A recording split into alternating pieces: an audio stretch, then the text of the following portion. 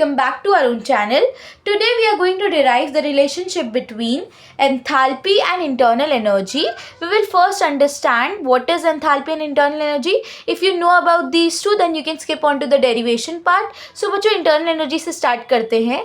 Internal energy basic बच्चों अगर हम देखें तो सिस्टम के जो अंदर के मॉलिक्यूल्स होते हैं, ठीक है, इनकी वजह से जो भी एनर्जी पजेस होगी उसको सम करके जो एनर्जी मिलेगा उसको बोलेंगे इंटरनल एनर्जी. अब इसके अंदर कौन सी एनर्जी होती है? सबसे पहला तो बच्चों जो पार्टिकल्स होते हैं वो मूव करते हैं, उससे इनकी काइनेटिक एनर्जी होती है. इनके बीच में कुछ अट्रैक्शन होती है, इसकी वजह से एक पोटेंशियल एनर्जी जनरेट होगी. तो ये जो सारी एनर्जीज है इसको प्लस करके जो टोटल एनर्जी कंटेंट मुझे मिलेगा सिस्टम का उसको बोलते हैं इंटरनल एनर्जी. बेसिक जो अंदर इंटरनल मॉलिक्यूल्स की वजह से जो भी एनर्जी पजेस होती है उसको बोलेंगे internal energy. So we can define internal energy as the sum of all kinetic and potential energy of molecules of a system. याद रखना बच्चों, मॉलिक्यूल्स लिखना मत भूलना, क्योंकि ये एनर्जी किसकी वजह से है? मॉलिक्यूल्स की वजह से है. अब बच्चों देखते हैं एंथैल्पी क्या होता है. यहाँ पर याद रखो internal energy is denoted as U. Okay, now what is enthalpy? Enthalpy, it is net content of a system at constant pressure. कोई भी सिस्टम है, मैंने उसको कांस्टेंट प्रेशर पे रखा है, फिर उसमें कितना हीट कंटेंट है या मैं कितना हीट प्रोवाइड कर रही हूँ उसको बोलेंगे enthalpy and it is denoted as H. अब बच्चों एक चीज़ याद रखनी है, फॉर्मूला फॉर एंथैल्पी. तो एक एंथैल्पी का फॉर्मूला है H is equal to U plus PV. ठीक है, this PV is nothing but the work done.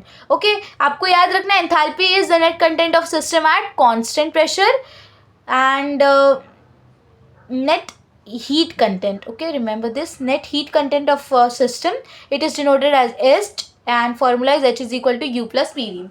Now we are going to derive the relationship between delta H and delta U. अभी हम इसका relation निकालना है. ठीक है, तो बच्चों पहले गैशियस रिएक्टेंट आप फेज़ 1 के लिए ले लो. V1 is volume, enthalpy is this, and फिर फेज़ 2 के लिए V2 एंड H2 ले लिया आपने. अब रिएक्टेंट्स के लिए मुझे एंथैल्पी का ये वाला इक्वेशन लिखना है, तो मैंने लिख दिया H1 is equal to U1. P1 लिखूंगी क्या मैं? प्रेशर तो कांस्टेंट है ना, तो P ऐसे लिख दो और V1. ठीक है, फिर यहाँ पे प्रोडक्ट के लिए लिखो H2 is equal to U2 plus P2 लिखूंगी मैं?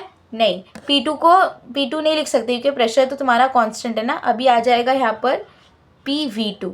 अब बच्चों इसको अपने को सब्ट्रैक्ट करना है. Subtracting 1 from 2, so H2 minus H1 आ जाएगा, ये U2 minus U1 plus PV2 minus PV1.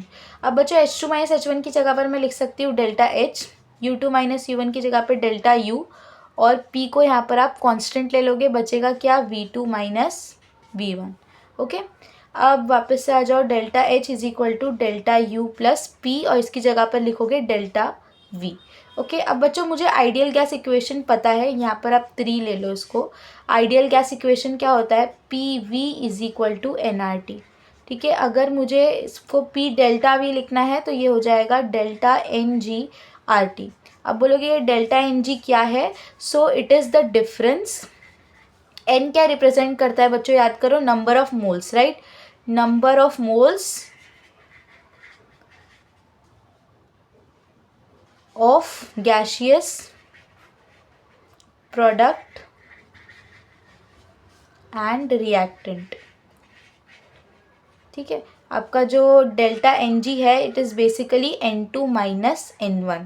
तो मुझे P डेल्टा V की जगह पर ये लिखना है, तो आप इसको 4 लिख दो और लिखो ऐसा, सब्सटीट्यूटिंग 4 इन 3. तो क्या हो जाएगा? Delta H is equal to delta U plus P delta V की जगह पर डेल्टा NG/RT.